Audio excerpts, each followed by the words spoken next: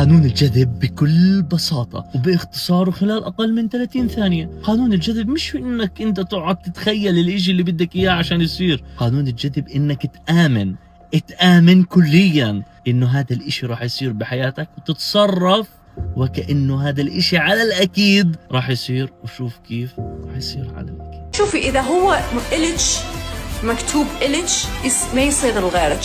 لو بعد 5 سنين، لو بعد تتزوجين وتطلقين ويجيك هو هذا الشخص نفسه يرجع لك. شوفي أختي كانت متزوجة أوكي، كانت تروح لهذا المطعم. هذا الولد الأونر مال هذا المطعم. أختي يعني كانت تشوف تقول واو ايش قد حلو، هو صغير حلو شكله ما أعرف شنو.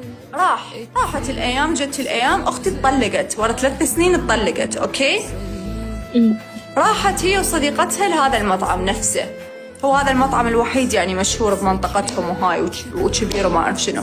فراحت لهذا المطعم هيك فجأة هو سائل البنية اللي تشتغل وياه ايش قال لها هاي البنية راح تصير مرتي. هو قال لها والله شوف ايش قال لها هاي اجمل بنية انا شفتها. فهي ايش قالت له هي قاعده تمر بطلاق هسه. كيف تجذب الزواج، المال، الشغل، البنون بكاسة مي؟ أول شيء اكتبوا تم بالكومنت، كونوا على يقين وتوكل واعرفوا إنه ربنا رح يعطيكم هذا الشيء. تاني شيء بدي منكم، على أيام الرسل لما كانوا يجوهم ناس مرضى كانوا يقروا على كاسة مي سور من القرآن معينة لشفاء المريض، وكان عن جد المريض يشفى.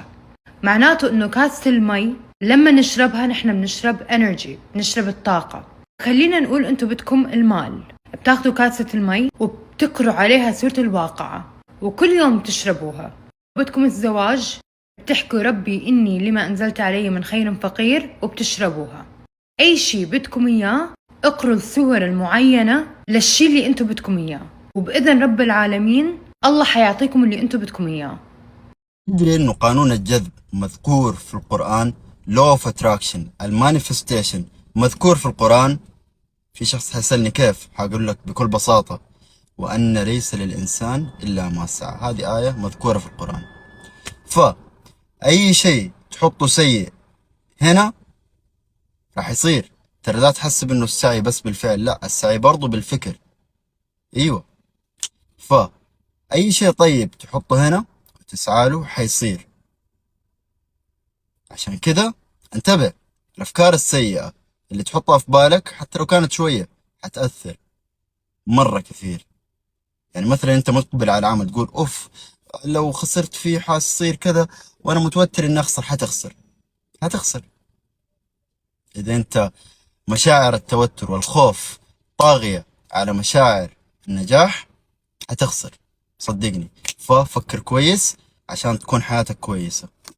أعظم أسرار الجذب، ركزوا معي، هذه يمكن ما قلتها في مقاطع سابقة، يعني ممكن بشكل بسيط لكن أكد لكم إياها. من أعظم أسرار الجذب واللي يكسر لك الجذب بشكل جدا قوي اللي هو موضوع التأجير. إنك تأجر الشيء. ليش؟ لأنك راح تكون شابك معه وعشت يعني الطاقة معه ولا التجربة معه.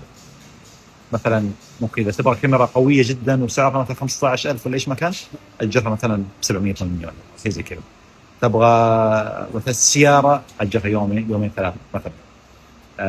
نفس الشيء لو كان بيت أو غيره، خذ استئجار ليوم 3 مثلا، أو حسب يعني الموضوع. بس فكرة الاستئجار هذا بتدخلك مع الفايبس تبع الشيء وكل موضوع أيسر عليك. فأبدأ في هذا الموضوع اللي يبدأ فيك تبي تم التعليقات.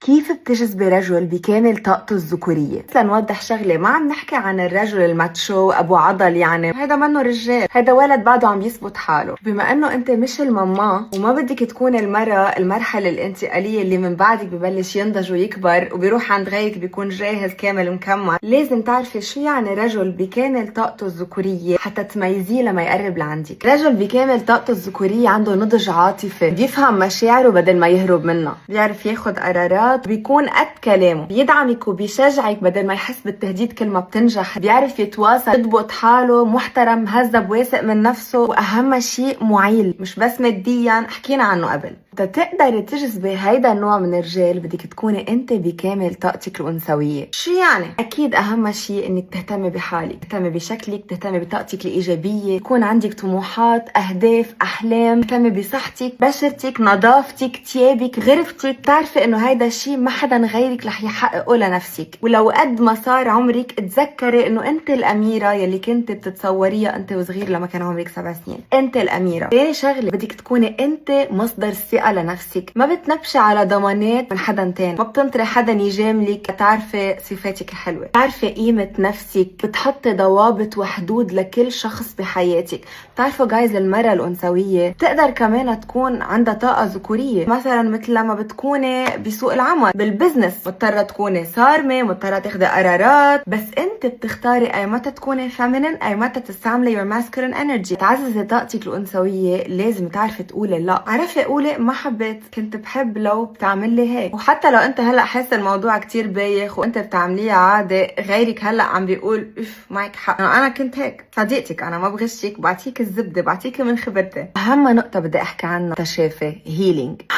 كلياتنا عنا تروماز، كلياتنا عنا مشاكل نفسية، بس تقدري تجذبي رجل ناضج بكامل طاقته الذكورية وانت ما تكوني بحاجة لإله، مش عم بتكملي نقص موجود عندك وتعبي فراغاتك فيه، بدك تكوني انت بتعرفي تتشافي لوحدك. ثيرابيست، تقري كتب، يوغا، سبور، بيلاتيس، ترجعي لنفسك، تكتشفي حالك انت اصلا مين. اذا بعدك عم تختاري شاب بيصعب الامور عليكي بدل ما يهينها، ما عم بيخليكي تنمي، بيخليكي تبكي اكتر ما تضحكي، عارفه انه مش المشكله فيه، المشكلة الأساسية ليش اخترتيه. ولكل البنات المجوزين حاسين انه خلص اللي ضرب ضرب واللي هرب هرب، ممكن تكوني مجبورة تكملي معه، بس الأكيد انه ممنوع تكملي عايشة حياة تعيسة. وإذا هو كان منفتح بيقبل كمان هو يطور طاقته الذكورية كرمالك. وهلا إذا استفدتي ولو شوي من هالكلام ما تنسي تعملي لايك وعملي لي هيك فولو غير شكل على ذوقك. منتجات اللي استعملتها وخصوص القصص اللي كتير بتسألوني عنها كتبتها تحت. I love you. Thank you for watching.